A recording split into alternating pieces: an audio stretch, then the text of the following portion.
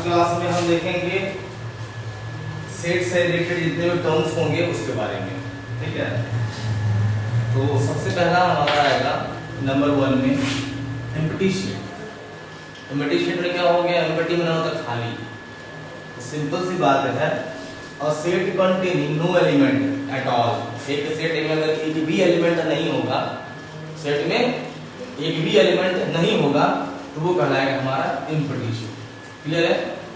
Empty set का दूसरा नाम क्या होता है, null set, NULL, null set, और या तो वॉइड सेट।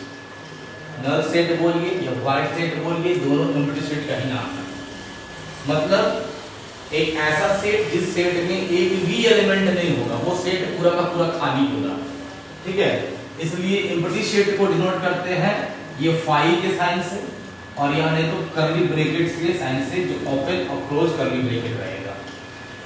एग्जांपल में देखते हैं कि सेट A हमारा है x such that x belongs to n means natural number, and यहाँ पर क्या देखें x 2 से बड़ा होगा लेकिन 3 से छोटा होगा। तो ऐसा कोई भी नेचुरल नंबर है जो 2 से बड़ा हो 3 से छोटा हो?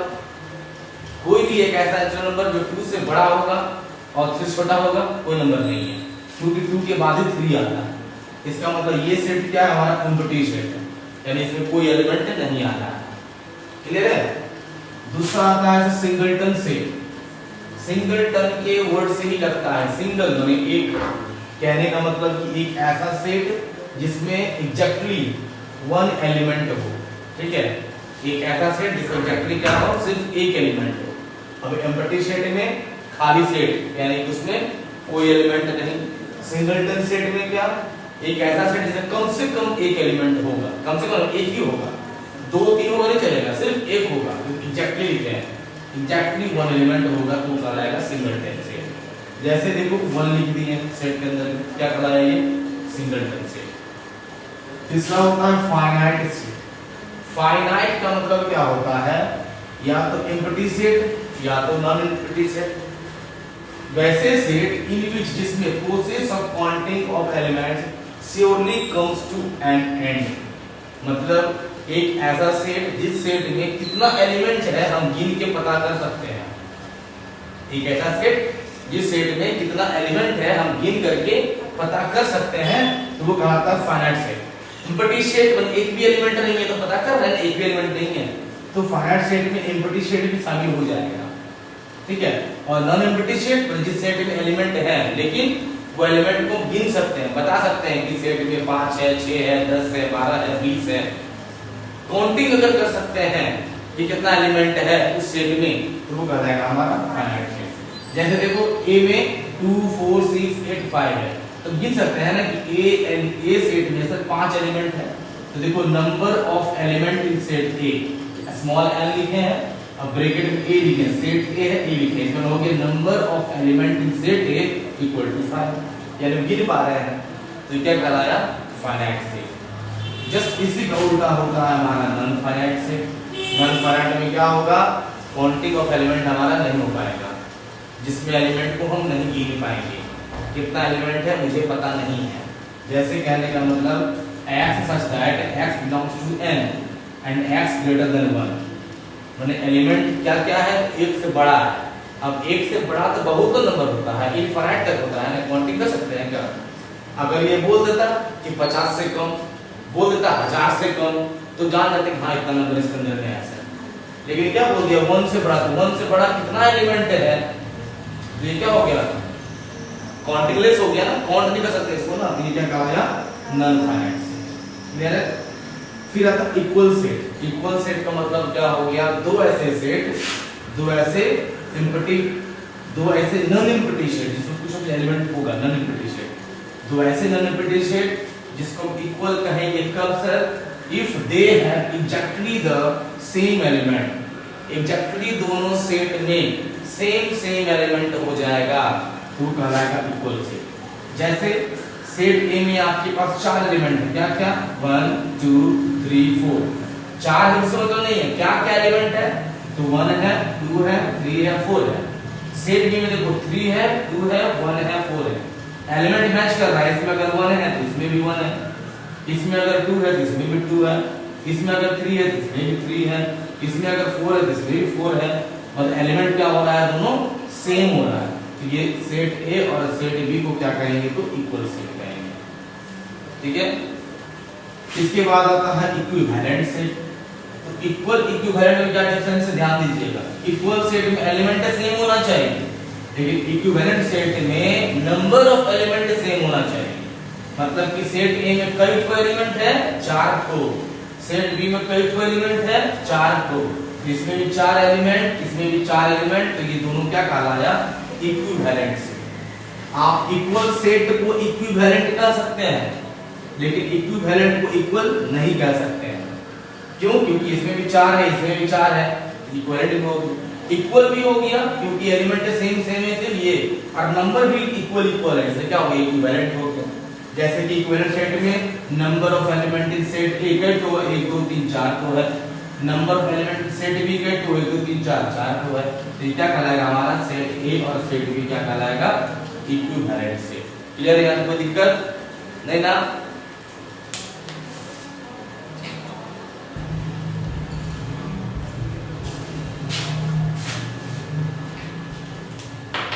देखिए अब हमारे पास क्या है, सबसेट।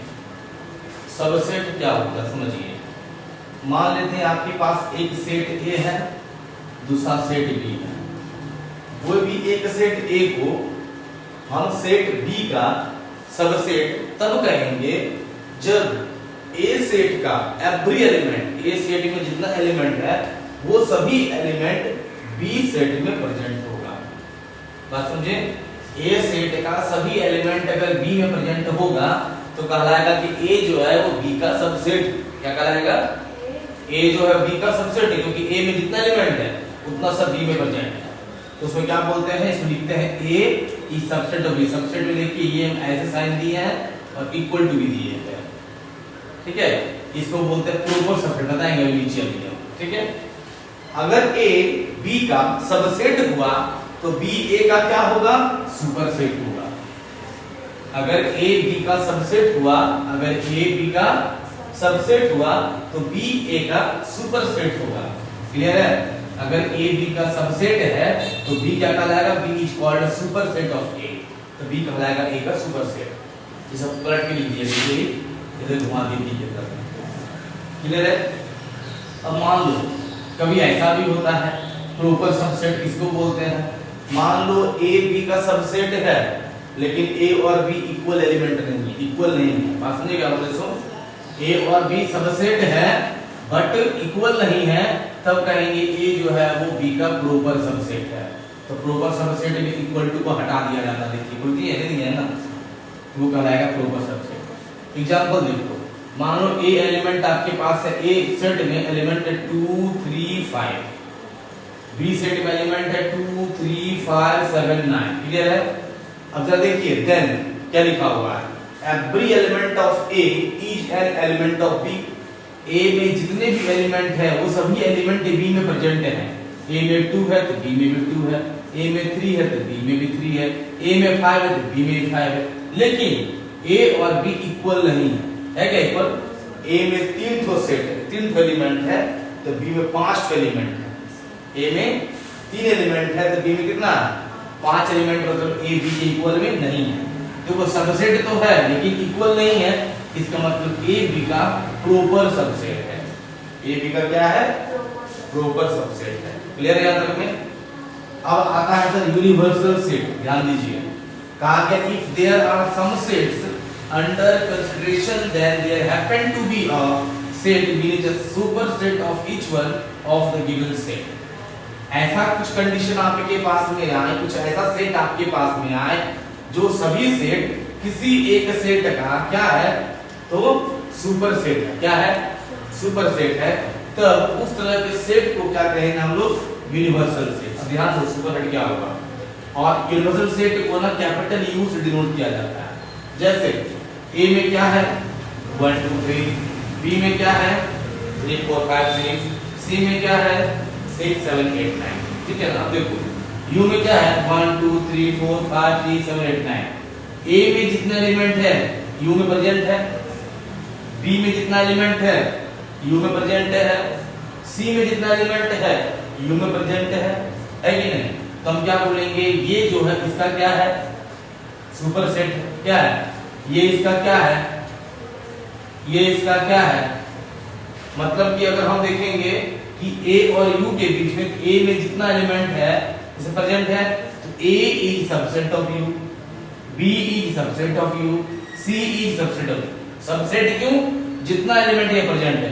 तो यू क्या हुआ, यू ए का भी सुपरसेट, क्या हुआ, सुपरसेट हुआ, यू बी का भी सुपरसेट हुआ और यू सी का भी सुपरसेट हुआ। मेरे कहने का मतलब है आपके पास कितनों सेट होगा, सब सेट में जितना भी एलिमेंट है वो सभी एलिमेंट एक जगह प्रेजेंट होना चाहिए, तो वो कहलाएगा हमारा क्या, यूनिवर्सल सेट। आपके पास 3 सेट हो, 5 सेट हो, 10 सेट हो, 12 सेट हो, हमको उसका मतलब नहीं है, जितना सेट है उसका जो एलिमेंट है वो सब एलिमेंट प्रेजेंट होना चाहिए कहाँ, एक सेट में, सिंगल सेट में, वो कहलाएगा क्या, यूनिवर्सल सेट। जिस प्रकार से लिविंग थिंग्स को पूरा यूनिवर्स देख रहा है ना, चांद तारा सबको एक साथ कहलाएगा यूनिवर्स, वैसे जितना एलिमेंट होगा जितने सेट में सब एलिमेंट एक ही में रहेगा प्रेजेंट, तो कहलाएगा वो क्या, यूनिवर्सल सेट। इसीलिए हम कहते हैं कि यू जो है ए का भी सुपर सेट है, यू बी का भी सुपर सेट है और यू सी का भी सुपर सेट है।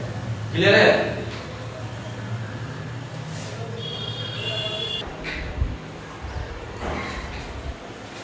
देखिए, intervals and subset of R, R is real number, subset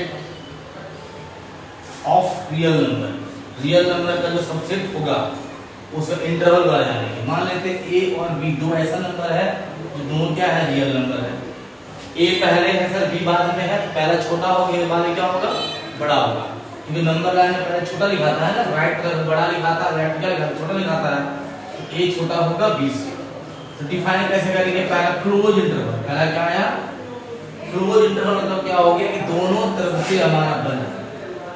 दो नंबर था ए और बी, तो ए और कॉमा बी देखो दोनों तरफ बंद हो गया। बंद होने का मतलब क्या है सर, कि x हमारा रियल नंबर है, यानी जितना एलिमेंट यहाँ पर होगा क्या होगा, रियल नंबर होगा। वो रियल नंबर क्या डिनोट कर रहा है कि x जो होगा बड़ा होगा, a से इक्वल भी होगा और b से छोटा होगा, इक्वल भी होगा। समझे? देखो x क्या बोला, बड़ा भी है, इक्वल भी है, a से, b से छोटा भी, इक्वल भी है, यानी इक्वल का सेंस आएगा। जहां इक्वल का सेंस आया समझिए वहां क्लोज होगा। नंबर लाइन में कैसे दिखाते हैं हम लोग, तो a के ऊपर डॉट सर्कल्स दिखाएंगे, b को भी डॉट सर्कल्स दिखाएंगे। क्लियर है? एग्जांपल जैसे मान लो -2 और 3 है, तो देखो x बिलोंग्स टू r, तो देखो -2 क्या है, x से छोटा भी, इक्वल भी है, और 3 क्या है, x से बड़ा भी, इक्वल भी है। तो आपको क्या बोले, जहां इक्वल का बात आएगा समझिए वहां क्लोज का बात आएगा, जहां इक्वल बात आएगा वहां पर क्लोज का बात। ओपन इंटरवल, ओपन मींस दोनों तरफ खुला, ओपन इंटरवल को हम दिखाते हैं स्मॉल ब्रैकेट से, नहीं तो ब्रैकेट को उल्टा करके, बिग ब्रैकेट उल्टा करके, दोनों तरफ दिखाएंगे, दोनों सही आपका। इसमें क्या होगा, ओपन में खुला है ना, यानी इक्वल टू नहीं होगा, देखो है क्या, इक्वल टू नहीं ना है। तो नंबर लाइन में सर यहाँ पर डॉट दिए थे ना, ऐसे डॉट, ऐसे ब्लैक कलर का, इधर केवल गोल करेंगे, केवल सर्कल कर देंगे, ठीक है। जैसे एग्जांपल -2 3 देखो क्या लिखे, -2 जो है x से छोटा और 3 जो x से बड़ा, लेकिन इक्वल टू है क्या, नहीं है ना, क्यों, दोनों ओपन इसीलिए। हम है राइट हाफ ओपन इंटरवल, ये राइट की तरफ खुला हुआ, खुला किधर होगा, राइट, इधर खुला हुआ होगा राइट की तरफ ना, तो जिधर राइट में खुला है देखो खुला है, और इधर बंद है तो देखो क्लोज है। ये क्लोज हो गया, ये खुला हो गया, इसको क्लोज, इसको खुला मत बोल सकते हैं। अब इसमें देखो a के साथ में इक्वल टू है और b के साथ इक्वल टू है क्या, नहीं है। इक्वल टू क्यों है, क्योंकि राइट में क्लोज है, इसीलिए राइट में क्लोज है इसीलिए। एग्जांपल -2, 3 इधर क्लोज है तो ओपन है ना, तो क्लोज -2 में, -2 में इक्वल टू लग गया। क्लियर है? चौथा है left half open interval, left में खुला हुआ, किधर खुला हुआ, लेफ्ट में, तो ये राइट हुआ, ये लेफ्ट हुआ, ठीक है ना। अभी राइट में खुला था हमारा ना, राइट में खुला था, अब क्या है, लेफ्ट खुला होगा, यानी इधर खुला होगा। जो खुला होगा साइड से वहां इक्वल टू नहीं होगा, तो देखो a में इक्वल टू नहीं है, बंद है b की तरफ, b में बंद है, इक्वल टू है। देखो नंबर लाइन में जो खुला है वो सर्कल, जो बंद है वो क्लोज। -2 और 3 में ये ओपन हो गया और ये क्लोज हो गया। ये ओपन है -2 सर, ओपन है, देखो इक्वल टू नहीं है, जो क्लोज है सर वहां देखो इक्वल टू दिया होगा, समझे। तो ये कहलाया हमारा चारों क्या इंटरवल्स, किसका सबसेट ऑफ आर। अब कहने का मतलब क्या, length of an interval, interval का लेंथ क्या होगा। ध्यान दीजिए, चाहे आपका क्लोज में हो या ओपन में हो या राइट हैंड ओपन में हो या लेफ्ट ओपन में हो, ए और बी का ही बात है, देख लो, है ना, 1 2 3 4। इसमें लेंथ का मतलब क्या हो गया सर, तो ए से लेके बी तक का दूरी, ए से लेकर के बी तक का दूरी। तो दूरी बात कैसे करते हैं, तो बी में से ए को घटा देंगे, बी में से ए को, अगर मान लेते हैं -2 और 3 है सर, तो 3 - -2 करेंगे, वो हमारा लेंथ कहलाएगा। नंबर लाइन में -2 और 3 के बीच जितना लेंथ होगा वो लेंथ कहलाएगा। यानी क्या करते हैं, फाइनल माइनस इनिशियल, ठीक है ना, इनिशियल ए हुआ स्टार्टिंग और एंड क्या हुआ बी हुआ, तो बी में से ए को हम घटाएंगे। क्लियर है। अब एक आता है पावर सेट, ध्यान देना पावर सेट क्या होता है, कहा जाता है ना the set of all subset of a given set. अगर कोई भी सेट आपके पास एक दिया हुआ है, उस सेट में से जितने सबसेट निकलेंगे वो सभी सबसेट को क्या बोलेंगे, पावर सेट। ठीक है, किसका, ए का, ए सेट से सबसेट निकल रहा है ना, सेट ए हमारे पास दिया हुआ है, मान लेते हैं सब कुछ देख लो कि a इक्वल टू दिया है 4, ठीक है, 4 और 2। क्लियर है। अब बोलेगा तो कौन कौन सबसेट होगा, तो बोलेगा सर सबसेट क्या क्या होगा, तो इसमें सबसेट पहला होगा क्या, तो हमारा एम्प्टी खाली होगा, फिर सिर्फ 4 होगा, फिर 2 होगा, फिर 4 2 होगा। कितना सबसेट निकला, ए सेट में से 4 सबसेट निकल गया ना, तो ये चारों सबसेट को बोलेंगे क्या, पावर सेट ऑफ सेट ए। ये क्या कहलाया, चारों पावर सेट कहलाया, किसका, सेट ए का। पावर सेट निकालते कैसे हैं, ध्यान देना, अगर मान लेते हैं NAM है, number of element in set A equal to m, तो number of power set in element A equal to क्या होगा, फॉर्मूला 2 पर पावर है। फॉर्मूला क्या होगा, जैसे मान लो ए में कितना एलिमेंट है सर, 2 होता है, ए में कितना एलिमेंट है, इसका पावर सेट में कितना होगा पता है, 1 2 3 4। क्यों, हम बोलेगा 2 पर पावर m लगा दो, तो m का वैल्यू कितना 2, तो 2 पर पावर 2 चारे होगा ना, देखो 4 होगा, 1 2 3 4।